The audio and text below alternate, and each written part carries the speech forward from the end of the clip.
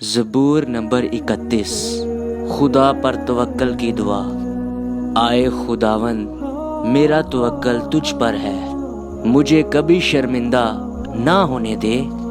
अपनी सदाकत की खातिर मुझे रिहाई दे, अपना कान मेरी तरफ झुका, जल्द मुझे छुड़ा।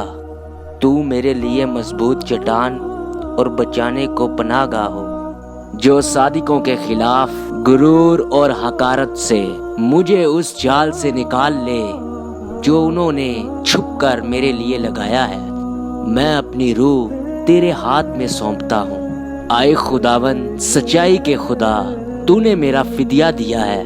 मुझे उनसे नफरत है जो झूठे मबूतों को मानते हैं। मेरा तवक्कल तो खुदावन ही पर है।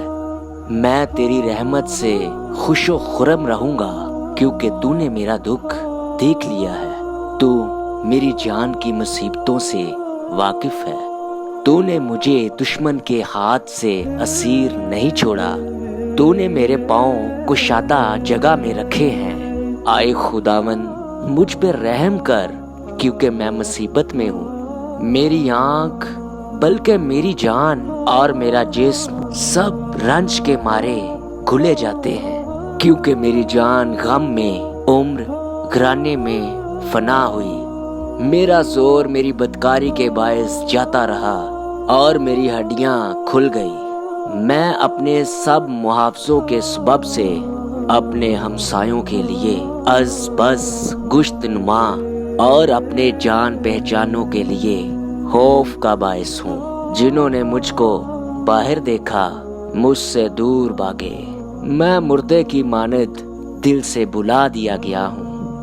मैं टूटे बर्तन की मानिद हूँ, क्योंकि मैंने बहुतों से अपनी बदनामी सुनी है। हर तरफ खौफ ही खौफ है। जब उन्होंने मिलकर मेरे खिलाफ मशवरा किया तो मेरी जान लेने का मंसूबा बांधा। लेकिन आए खुदावन, मेरा तवक्कल तुझ पर है। मैंने कहा, तू मेरा खुदा है। मेरे आयाम तेरे हाथ में है। मुझे मेरे दुश्मनों और सताने वालों के हाथ से छुड़वा।